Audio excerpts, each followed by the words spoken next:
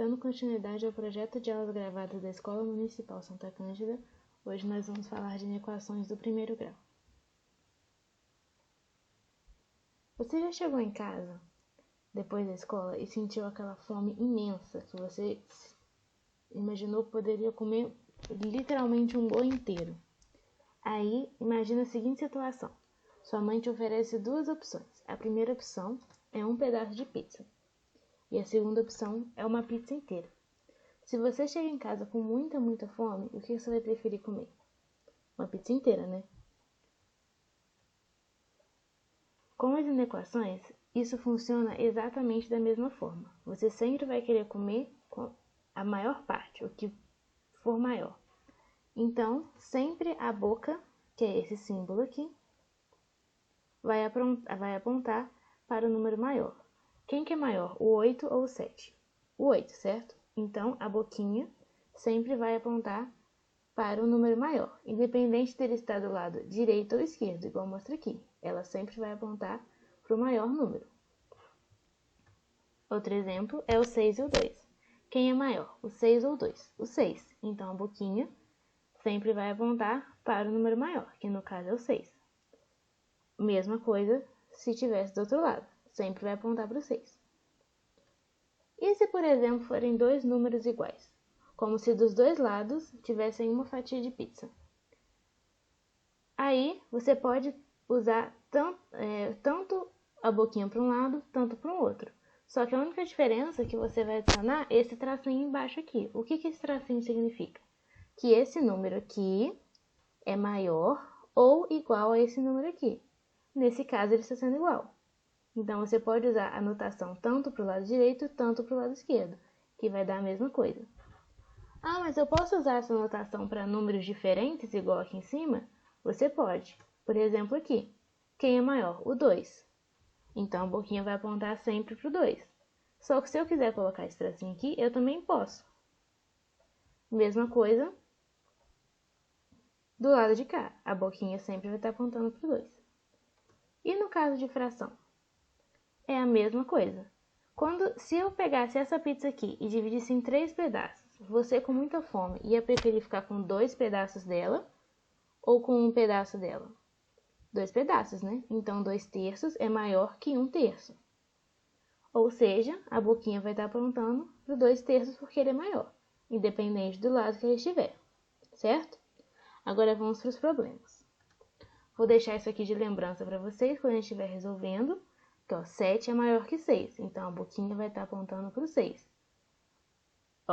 7 é maior que 6, então a boquinha vai estar apontando para o 7, independente do lado que ele estiver. 9 é menor ou igual a 10, então a boquinha sempre vai estar apontando para o 10, porque a gente sabe que o 10 é maior do que 9, certo? Vamos para esse problema aqui. Para que valores de x o perímetro do retângulo será maior do que 24? Vamos olhar para esse retângulo aqui. Quais os valores de x o perímetro do retângulo será maior que 24? Como é que a gente calcula o perímetro? Somando todos os lados da figura, certo? Então, do lado de cá eu tenho 4, do outro lado eu tenho 4. Por quê? Porque é um retângulo. Os dois lados paralelos são iguais. Com o x a mesma coisa. Esse aqui eu tenho um x, embaixo eu vou ter um x, certo? Então, o que nós temos? X mais o x daqui de baixo, 4 mais o 4 aqui de baixo. Esse vai ser o perímetro. E como que ele quer? Para os valores maiores que 24, essa soma aqui que a gente fez tem que dar maior do que 24. Aí, como que a gente vai resolver essa equação? Igual a gente resolve uma equação normal. Tá vendo? X mais x é igual a 2x. 4 mais 4 é igual a 8, certo? Normalmente. A gente subtrai 8 dos dois lados da equação para igualar. Aí vai ficar 2x maior que 16, certo? Aí o que a gente faz? Passa o 2 dividindo para o outro lado. 16 dividido por 2. Quanto que é 16 dividido por 2? 8. Então, x ele tem que ser maior que 8 para que o perímetro do retângulo seja maior do que 24. A gente pode mostrar isso na reta também. Por exemplo, eu tenho uma reta real aqui com índice 0. 8 é esse índice aqui, ó, os valores de x maiores do que 8, tá vendo? Que está apontando para o x, então quer dizer que o x é maior do que 8. Então, toda essa linha vermelha aqui pode ser um valor de x. Ah, por que tem essa bolinha branca? Porque eu não tenho esse tracinho aqui, ó, embaixo da equação. Se eu tivesse esse tracinho, a bolinha seria vermelha igual toda a linha. Entendeu? Agora vamos para o próximo exemplo. Esse aqui. Como que a gente vai calcular essa equação aqui? Essa inequação aqui. Eu tenho 3x mais 4 é menor ou igual a 7x menos 8. Então, temos que eu vou mudar o 7 para o x para o lado de cá e vou passar o 4 para o outro lado, certo? Então, passando o 7x para o outro lado da inequação, ele fica negativo, por isso que tem esse menos aqui. Vai ficar 3x menos 7x. Passando o 4 para o outro lado da equação, ele vai virar negativo, então eu vou ter esse menos aqui. Por isso, menos 8 menos 4. Agora, a gente vai fazer a soma normal dos dois lados.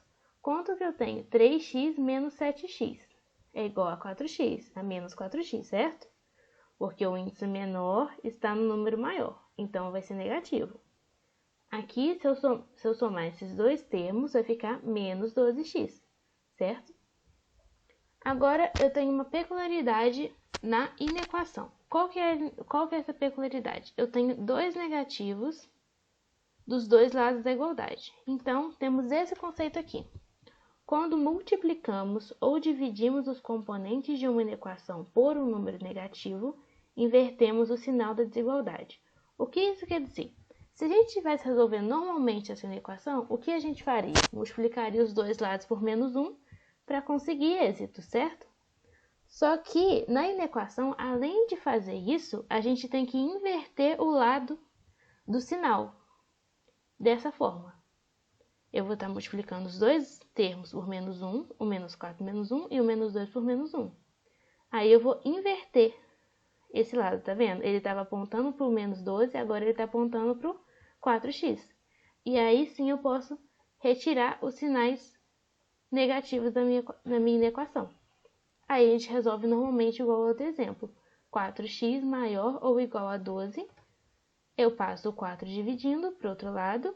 Eu vou ter então x maior ou igual a 12 sobre 4. X é maior ou igual a 3. Entenderam? Agora, fazendo a mesma coisa aplicando na reta real, eu vou ter aqui essa reta com índice 0. E quando eu for adicionar os valores possíveis para x, eu vou ter o 3 para frente, só que a bolinha preenchida. Por quê? Porque o x pode ser igual a 3. Entendeu? Próximo exemplo. Eu tenho esse aqui. Menos x mais 25 é menor do que 12. Como que a gente resolve isso?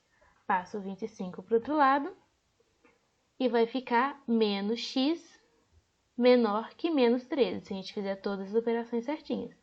Aí, qual que é o conceito que a gente acabou de aprender?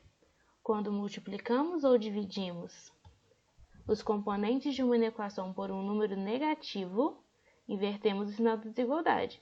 Aqui nós vamos multiplicar por menos 1, certo? Para retirar os seus negativos. Então, aqui a gente está multiplicando. Então, a gente vai inverter o sinal dessa desigualdade, certo? Então, vai ficar x maior do que 13. E essa é a resposta final. Agora, a mesma coisa, vamos aplicar na reta. Eu vou ter com índice 0. E vamos colocar o x, bolinha aberta, né? Porque a gente não tem um sinal de igualdade aqui. Então, bolinha aberta para os valores em que x é maior do que 13. Entenderam? Se, por exemplo, x fosse menor do que 13, então eu colocaria a linha vermelha para todos os valores menor do que 13, inclusive os negativos. Se a gente estiver trabalhando com números inteiros, certo? Mas como nesse caso x é maior, eu vou colocar todos os valores maiores do que 13. É isso. Eu agradeço a todos por assistirem a aula e até a próxima.